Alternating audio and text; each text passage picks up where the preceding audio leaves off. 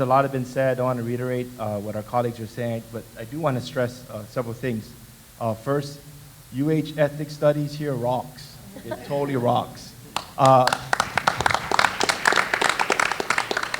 As Natasha, eloquently put it, it's interesting because ethnic studies and the social justice and decolonial and feminist movements that come with it, and it with them, you're right, there is an increasing bourgeoisie, genteel sensibilities around ethnic studies and American studies more generally.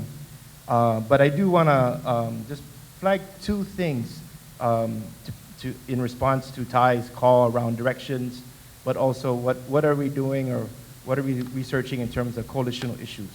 So first, theoretically, one thing I find that Ethnic Studies, Manoa, all the great people in here, Dean and folks to my right, my left, everybody, John, all the great stuff.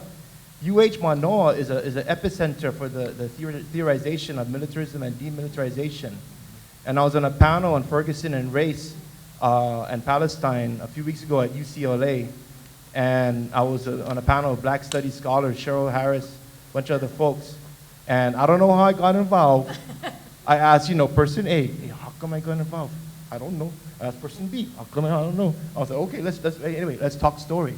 But what was striking, because Cheryl had asked a question in terms of directions around, in this case, race studies, Black studies. And she asked the question, how has the police state in the United States, how has it come about to be this militarized spectacle?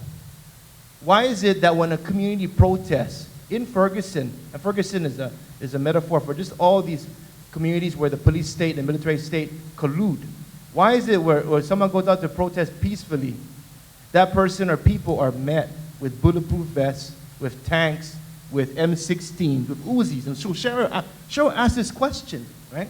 And my Black Studies colleagues were very deeply engaged in the things that Natasha and Dean around slavery and commodification of body and Black Atlantic, really acute, nice.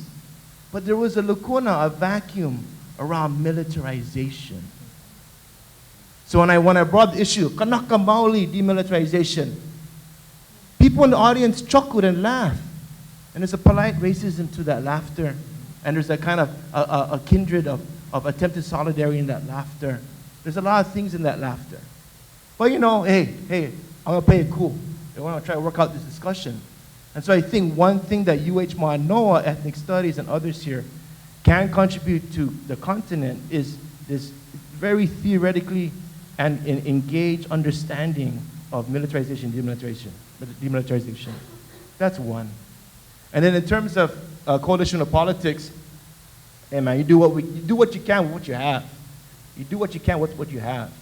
And at UCLA, I got involved, just to give one example, one recent outreach project we put together. Mishana Gomen, who's Seneca, Maylee Blackwell, who's Thai, Cherokee, Wendy Teeter, who's Howley, works with a lot of California Indians, and myself, PI issues. We put together a grant called Indigenous Los Angeles, right? And when we pitched the grant to the reviewers, we're like, all the things you put in grants, right? Oh, we're gonna do this, we're gonna do that, be inclusive. But in the back end, we were like, no, reconciliation. Like Dean was reminding me last night, place. And when we get this money, if we get these monies, we're gonna work with the Tongva of Los Angeles, the indigenous peoples of Los Angeles, the native peoples who call California now the East Coast of the Pacific. No, this is what the Shumash and the Tongva are saying, that California is the East Coast of the Pacific. You know what I mean? This is what they're saying. This is what they're saying. I'm not saying this. This is what they're saying. And so, we put together this project, and most of the monies and the resources have been going to the Tongva in the digital story map telling. And I think ethnic studies can learn from that, whether you're in Chicago or in Illinois. You know what I mean? And I think, those are things in terms of coalitional politics, right?